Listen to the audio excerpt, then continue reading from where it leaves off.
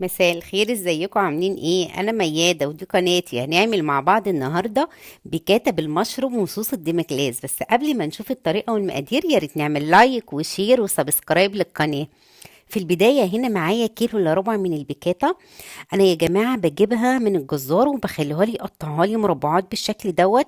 هي بتكون قطعه من البفتيك بس هو بيقطعها لك، قولي له اللي انت عايزاها بيكاتا، فهيقطعها لك تخينه شويه وهيقطعها لك مربعات بالشكل ده. هبدا بقى اتبلها في الوقت ده بملح وفلفل. انا ما بتبلهاش باكتر من كده، حطيت ملح ونص معلقه من الفلفل الاسود واقلبهم كويس مع بعض عندي ما كلها تتغلف بالملح والفلفل الاسود. بعد كده هاخدها بقى واغلفها بالدقيق. انا مش عايزه دقيق كتير، حاجه بسيطه قوي على الناحيتين. مش عايزه كفر الدقيق يكون عالي عليها بالشكل ده. هعمل واحده كمان معاكم. هنا كده خلاص، المفروض ان انا خلصت الكميه كلها. جيت بقى طاسه على النار، حطيت فيها معلقتين من الزبده ومعلقتين من الزيت، وهبدا انزل كده بقى باللحمه بالشكل ده. اقلبها بقى كويس لما تبدا تاخد لون من تحت.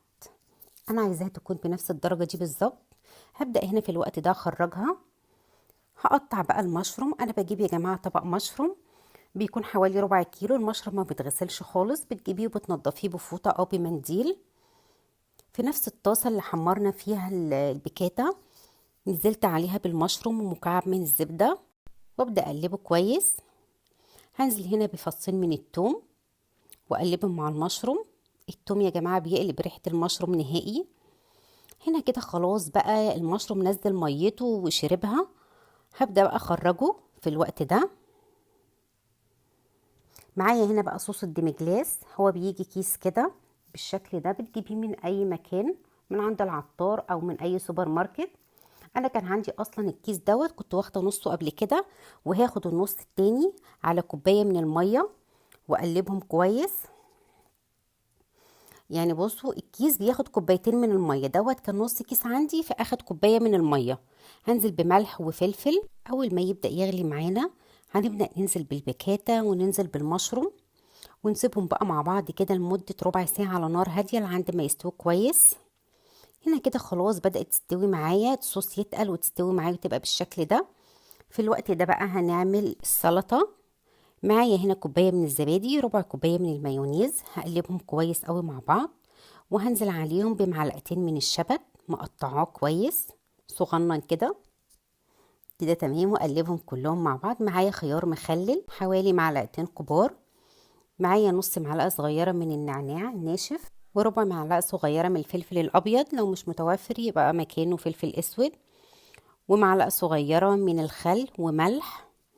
وأقلب كل السلطة دي كده مع بعضها بالشكل ده. فصين من الثوم مفروم. وهنا كده خلاص السلطة بتاعتنا جاهزة معانا. مش قادرة أقول لكم يا جماعة بتبقى حلوة قوي، يا ريت تجربوها تعجبكم جدا. وخفيفة قوي بصراحة وطعمها حلو قوي. هنا كده خلاص وصفتنا خلصت. هنبدأ بقى نقدم الطبق. تقدري تقدميه مع رز أبيض أو مكرونة أو بطاطس، دي حاجة ترجع لك انتي. مش قادرة أقول لكم كانت وصفتنا سهلة ازاي النهاردة وما خدتش وقت كتير خالص في المطبخ. يا ريت بقى لو عجبتكم الوصفة النهاردة متنسوش تعملوا لايك وشير وسبسكرايب للقناة. وتنسوش تدعموني على صفحتي على الفيسبوك باسم ميادة كيتشن. باي.